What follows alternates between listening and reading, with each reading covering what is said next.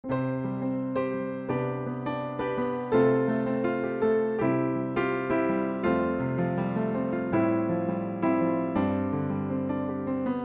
selamat pagi Bapak Ibu yang terkasih dalam Tuhan kita Yesus Kristus. Pada pagi hari ini kita akan kembali lagi dalam perenungan harian Gereja Paukuman pertama.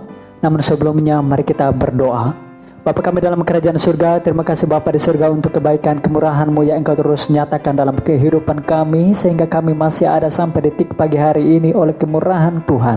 Kami sungguh bersyukur Tuhan untuk semua hal yang Engkau lakukan. Engkau telah menjaga melindungi kami di sepanjang kawal malam. Engkau ya Tuhan Allah pemelihara kehidupan kami. Dan pada pagi hari ini Tuhan kami sungguh bersyukur menikmati udara yang segar, hari yang baru dan berkat-berkat Tuhan mengalir atas kehidupan kami.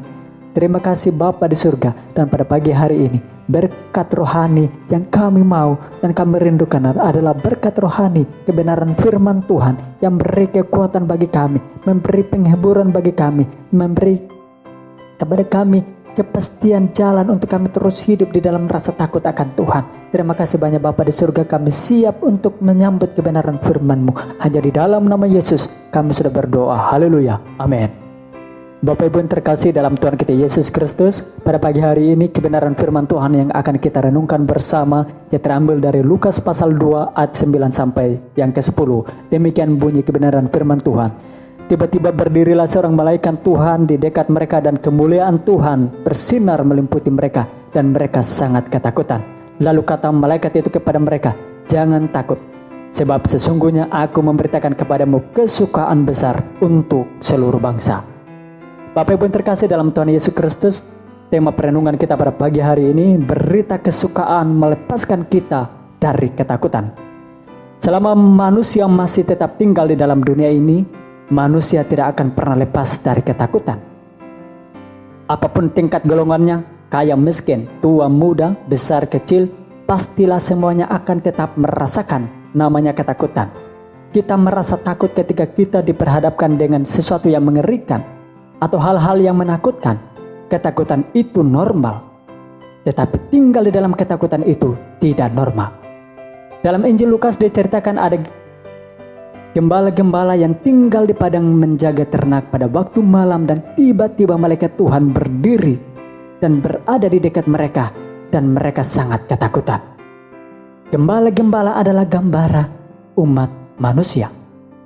Waktu malam adalah gambara dari kegelapan, dunia yang penuh kegelapan. Ketika kita hidup di dalam kegelapan, maka hidup kita akan dipenuhi dengan berbagai ketakutan, sehingga hidup kita tidak dapat membedakan warna-warni kehidupan. Tetapi syukur kepada Allah, karena begitu besar kasih Allah akan dunia ini, sehingga Ia mengeranakan anak yang tunggal, supaya setiap orang percaya kepadanya tidak binasa, melainkan beroleh hidup yang kekal. Yohanes pasal 3 ayat 16. Berita kesukaan melepaskan kita dari ketakutan. Ada beberapa hal yang membuat manusia hidup di dalam ketakutan. Pertama, pikiran kita sendiri. Pikiran adalah medan pertempuran. Ayub berkata, "Karena yang kutakutan itulah yang menimpa aku, dan yang kucemaskan itulah yang mendatangi aku. Aku tidak mendapat ketenangan dan ketentraman. Aku tidak mendapat istirahat, tetapi kegelisahan yang timbul." Ayub pasal 3 ayat 25 sampai 26. Orang yang hidup di dalam ketakutan akan mengalami makan tak enak dan tidur pun tak nyenyak. Oleh sebab itu saudara, jangan sampai pikiran kita menguasai hati kita sehingga kita menjadi buta secara rohani dan tidak dapat melihat karya Tuhan. Marilah kita selalu menaruh pikiran dan perasaan seperti Kristus Yesus. Berpikirlah positif, maka ketakutan akan pergi. Kita akan lebih mendengarkan manusia daripada Allah. Ini bagian yang kedua, saudara-saudara yang terkasih. Ini 1 Samuel 15 ayat 1 sampai 35. Saul sebagai seorang raja, dia merasa takut kalau apa yang diinginkan rakyatnya, sehingga yang seharusnya dia harus menuruti perintah Tuhan dengan harus membunuh bangsa Amalek, malahan dia tidak mau membunuh raja dan ternak-ternak yang baik dari cerahan tersebut dengan alasan akan mempersembahkan korban bagi Tuhan, sehingga dia diturunkan menjadi raja. Seandainya kita mau untuk tetap mendengarkan rencana dan suara Tuhan, kita tidak perlu takut kepada siapapun, karena seperti Raja Daud katakan bahwa serta dengan Allah kita lakukan perkara-perkara yang besar dan gagah perkasa. Mazmur 60 ayat yang ke-14. Yang berikutnya, kita lebih mengandalkan manusia daripada kekuatan Allah. Yeremia 17 ayat 5. Beginilah firman Tuhan, terkutuklah orang yang mengandalkan manusia, yang mengandalkan kekuatannya sendiri, dan yang hatinya menjauh daripada Tuhan. Ketika kita mengandalkan kekuatan kita, maka kita akan hidup dalam kutuk dan hidup kita akan mengalami banyak ketakutan. Karena kekuatan kita terbatas, tetapi kekuatan Tuhan tidak terbatas. Andalkan Tuhan di setiap langkah hidup kita, maka berkat Tuhan akan melimpah dan ketakutan akan sirna. Kalau Allah di pihak kita, siapakah yang dapat melawan kita? Roh yang ada dalam kita lebih besar dari semua roh-roh yang ada di dalam dunia ini, termasuk roh ketakutan. Yang berikut Bapak Ibu, kita selalu menengok ke belakang. Kegagalan masa lalu seringkali membuat kita ketakutan sendiri. Kita takut orang tahu masa lalu kita yang suram, atau kita takut orang tidak mau bergaul dengan kita kalau orang tahu masa lalu kita. Di dalam Sakaria 8 ayat yang ke-13 dikatakan, kalau dahulu kita tidak menjadi berkat, sekarang kita akan menjadi berkat karena Allah akan memulihkan kita. Persoalannya, asal kita tidak mengingat-ingat masa lalu kita dan kita tetap mengarahkan pandangan rohani kita ke depan, Tuhan memiliki rencana yang indah dalam setiap pribadi asal kita menyerahkan hidup kita sepenuhnya kepada Dia dan berlindung padanya dan melakukan perintahnya dengan setia. Contoh orang yang menengok ke belakang istri Lot, akhirnya dia menjadi tiang garam. Mengapa kita tidak perlu takut? Ini pertanyaan yang perlu kita renungkan bersama Bapak Ibu. Karena ada berita kesukaan besar, ayat yang ke-10.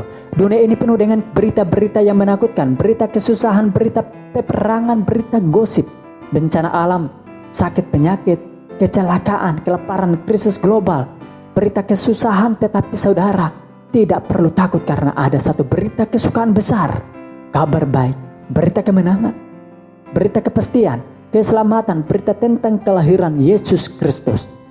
Kelahiran Yesus membuat kita hidup, jadi berarti dosa diampuni dan kita mendapat hidup yang kekal. Di dalam Dia kita menjadi ciptaan baru, sehingga kita menjadi berharga di mata Tuhan. Kelahiran Yesus memberi teladan buat kita, yaitu kasih yang sempurna. Hadirkanlah Yesus di hati saudara, maka saudara akan memberi dampak bagi dunia ini dengan menjadi garam dan terang dunia. Kelahiran Yesus berarti kita harus melahirkan jiwa-jiwa untuk kerjaan surga. Kelahiran Yesus membawa keajaiban dan melepaskan kita dari ketakutan. Kelahiran Yesus membawa keajaiban. Yesus sanggup mengubah keputusasaan menjadi pengharapan, kegelapan menjadi terang, kemiskinan menjadi kekayaan, kekalahan menjadi kemenangan, kegagalan menjadi kesuksesan, kematian menjadi kehidupan. Air bisa menjadi anggur yang manis. Di dalam Yesus ada kuasa dan mujizat yang dahsyat. Yesus adalah juru selamat yang sejati. Yang kedua, karena kita mempunyai juru selamat. Ayat yang 11. Sebagai orang percaya kita harus mengucap syukur karena Allah kita sangat dekat dengan kita. Allah yang nyata dan Dia telah menyatakan dirinya di dalam rupa manusia agar semua orang mengenal Dia. Yohanes pasal 1 ayat yang ke-8. Dia adalah Allah yang mengerti kesulitan kita. Dia Allah yang merasakan kelemahan kita. Dan Dia Allah yang turut bekerja dalam segala sesuatu untuk mendatangkan kebaikan bagi orang-orang yang mengasihi Dia. Roma 8 ayat yang ke-28. Dia Allah yang beserta dengan kita, yang disebut Immanuel. Tuhan Yesus berjanji bahwa Dia akan menyertai kita sampai akhir zaman. Matius pasal 28 ayat 20b. Tuhan Yesus adalah Allah yang setia, menemani kita dalam suka maupun duka. Karena itu tidak perlu takut. Jangan takut terhadap goncangan, tantangan, masalah dan cobaan, karena Yesus sanggup memberikan jalan keluar di saat tidak tiada jalan. Jangan takut dengan penyakit. Katakan dengan imanmu, oleh belur-belurnya saya disembuhkan. Jangan takut terhadap kegagalan karena Dia Allah yang memberikan kemenangan dan keberhasilan. Jangan takut dengan masa depanmu yang tidak pasti karena Dia selalu memberikan damai sejahtera dan hari depan yang penuh harapan. Jangan takut terhadap kekurangan karena Dia Allah yang mencukupi dan Allah yang memberikan kita hidup dalam segala kelimpahan. Jangan takut terhadap kematian karena mati adalah keuntungan. Kita akan mendapat mahkota kehidupan serta hidup yang kekal. Obat takut adalah percaya kepada Allah.